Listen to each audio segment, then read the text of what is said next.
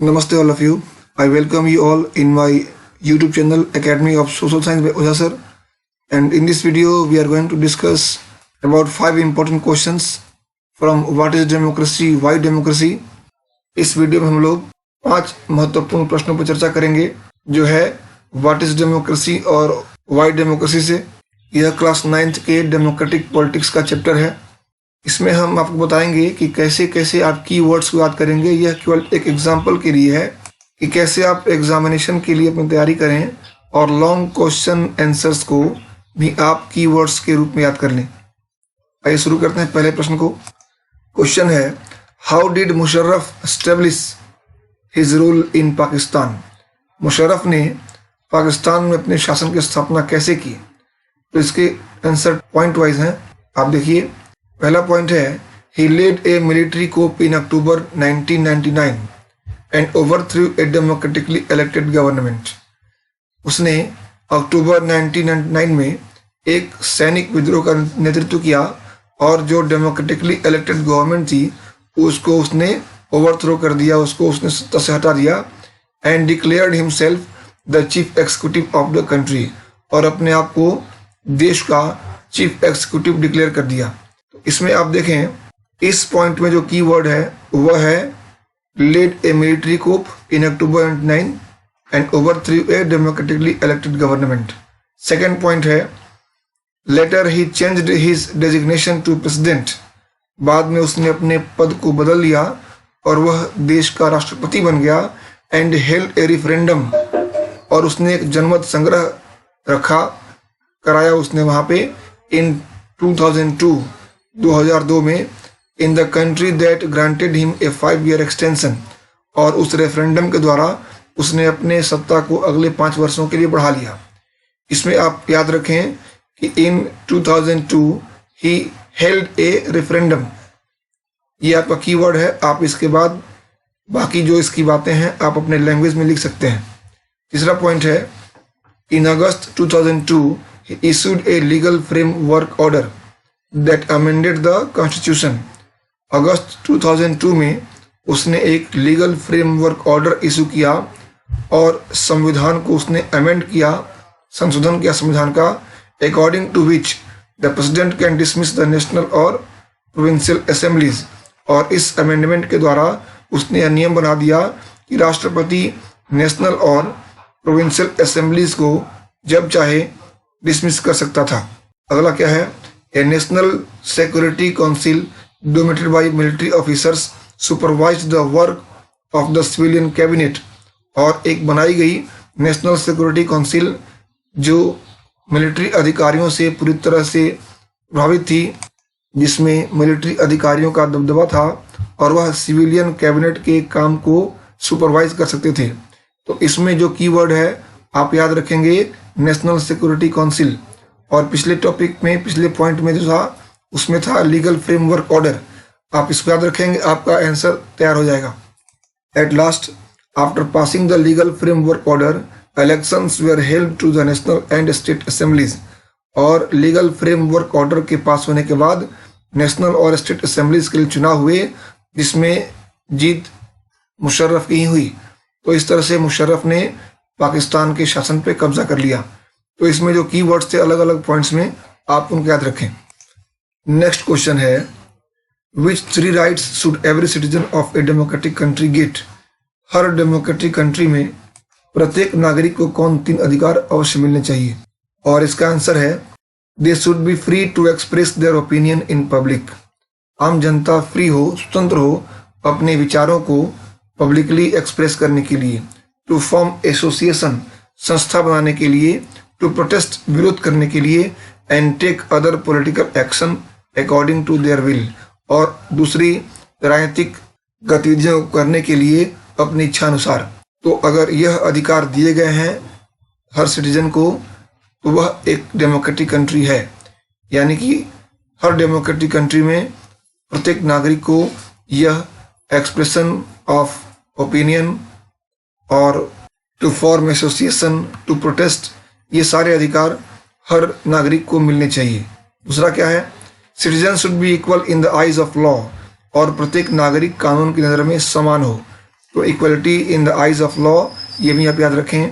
तीसरा है citizens right must be protected by an independent judiciary. Citizens की जो राइट है उसकी रक्षा एक इंडिपेंडेंट जुडिशरी द्वारा होनी चाहिए। ये तीनों आप याद रखें, ये ऐसे अधिकार हैं जो डेमोक्रेटिक कंट्री में हर नागरिक को प्राप्त होने चाहिए। नेक्स्ट क्वेश्चन है how does democracy improve the quality of decision making. Decision making की क्वालिटी को, निर्णय लेने की क्वालिटी को, गुणवत्ता को डेमोक्रेसी कैसे बढ़ाती है, आइए देखते हैं। Number A, in democracy decisions are taken after the consultation and discussion. Democracy में निर्णय लिया जाता है कंसल्टेशन और डिस्कशन के बाद। दूसरा है it involves many persons discussion and meetings. निर्णय लेने की प्रक्रिया में कई व्यक्ति शामिल होते हैं, डिस्कशन होता है और मीटिंग्स होती हैं। और people whether they are powerful और पावरलेस, सभी लोग चाहे वो शक्तिवान हो या शक्तिहीन हो, they all have the same say in taking the decisions. उन सभी का निर्णय लेने की प्रक्रिया में बराबर योगदान होता है, उन सब की बात सुनी जाती है। नेक्स्ट है when many people put their heads together. जब कई लोग एक साथ मिलकर विचार करते हैं, they are able to point out possible mistakes. तो वो सभी मिलकर सक्षम होते हैं कि जितने भी पॉसिबल या संभावित मिस्टेक्स हैं, जो गलतियां हो सकती हैं, उन सबको वो पॉइंट आउट कर देते हैं। और ड्रॉबैक्स इन एनी डिसीजन, निर्णय लेने की प्रक्रिया में जब कई लोग एक साथ बैठते हैं तो जो भी संभावित गलतियां होने की चांसेस रहती हैं उसको पहले ही पॉइंट आउट कर दिया जाता है। नेक्स्ट है though it takes much time but it improves the quality of decision. इस प्रक्रिया में समय बहुत लगता है लेकिन इस प्रक्रिया से डिसीजन की क्वालिटी इम्प्रूव होती है, निर्णय की जो गुणवत्ता है वो और बढ़ जाती है। तो इस तरह से आप इस प्रश्न को लिख सकते हैं आराम से।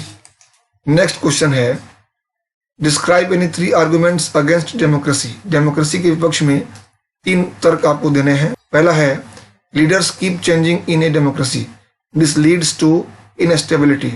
डेमोक्रेसी में लीडर लगातार बदलते रहते हैं जिससे अस्थिरता आती है। आप याद रखें लीडर्स कीप चेंजिंग। दूसरा पॉइंट है democracy is all about political competition and power play. Democracy केवल राजनीतिक प्रतियोगिता है और पावर प्ले है, शक्ति प्रदर्शन है।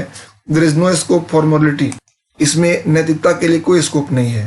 तो इसमें आप पॉलिटिकल कंपटीशन और पावर प्ले याद रखें, आपको बाकी आंसर आप खुद वहां तैयार कर लेंगे।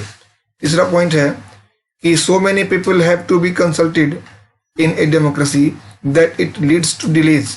कई लोगों से संपर्क करना होता है डेमोक्रेसी में निर्णय करने के पहले, इसलिए विलंब होने के चांसेस रहते हैं और विलंब होता है। तो इसमें आप याद रखें it leads to delays due to consultation. अगला क्वेश्चन है why are China, Estonia and Saudi Arabia not truly democratic countries. China, Estonia और सऊदी अरेबिया को क्यों नहीं माना जाता है true democracy? State one reason for each one of them. इन सब के लिए एक एक कारण आप दें। This countries are not truly democratic because of the following reasons. यह देश निम्न कारणों से ट्रू डेमोक्रेटिक नहीं माने जाते हैं। कारण क्या है देखते हैं। In Saudi Arabia women did not have the right to vote until 2011। Saudi Arabia में 2011 तक महिलाओं को वोटिंग राइट नहीं दी गई थी, और जब वोटिंग राइट सबको समान रूप से ना दी जाए तो उस देश को डेमोक्रेटिक कैसे कहा सकता है।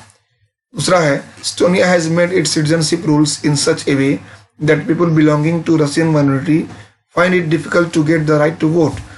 एस्टोनिया ने ऐसे बनाए अपने नागरिक कानून को कि वे लोग जो उस देश में रहते हैं और रशियन माइनॉरिटी कम्युनिटी से बिलोंग करते हैं उनके लिए राइट टू वोट पाना बहुत ही मुश्किल हो जाता है। तो इस तरह से अगर किसी खास वर्ग को पॉलिटिकल राइट से वंचित रखा जाए, राइट टू वोट से अलग रखा जाए, तो उस देश को हम ट्रू डेमोक्रेटिक कैसे कह सकते हैं। तीसरा एग्जांपल है इन चाइना। चाइना में बिफोर कंटेस्टिंग द इलेक्शन, चुनाव लड़ने के पहले, the candidates need the approval of the Chinese communist party. China में किसी भी व्यक्ति को चुनाव लड़ने के पहले चाइनीज कम्युनिस्ट पार्टी का अप्रूवल लेना पड़ता है और बिना अप्रूवल के वो चुनाव नहीं लड़ सकते हैं। तो जब किसी देश में जनता के समक्ष विकल्प ना हो और राजनीतिक स्वतंत्रता ना हो तो उस देश को हम डेमोक्रेटिक कैसे कह सकते हैं। ऐसे देशों को ट्रूली डेमोक्रेटिक नहीं कहा जा सकता है। In all the above cases the fundamental principle of political equality is denied. इन सभी उपरोक्त स्थितियों में, सभी उपरोक्त केसेस में जो डेमोक्रेसी का मौलिक सिद्धांत है, पॉलिटिकल इक्वलिटी, राजनीतिक समानता, इसकी अवहेलना की गई है। So we can say that these are not truly democratic. तो हम कह सकते हैं कि ये कंट्री ट्रूली डेमोक्रेटिक नहीं है। तो इस तरह से हमारे 5 क्वेश्चन पूरे हुए। अगले वीडियो में आपको और भी हम नए क्वेश्चन देंगे और याद करने का ट्रिक देंगे। आपको केवल इसमें से कीवर्ड्स याद रखना है। आपने कीवर्ड्स याद कर लिया, आपका आंसर तैयार हो जाएगा। अगले वीडियो में फिर मिलते हैं। Thank you for watching.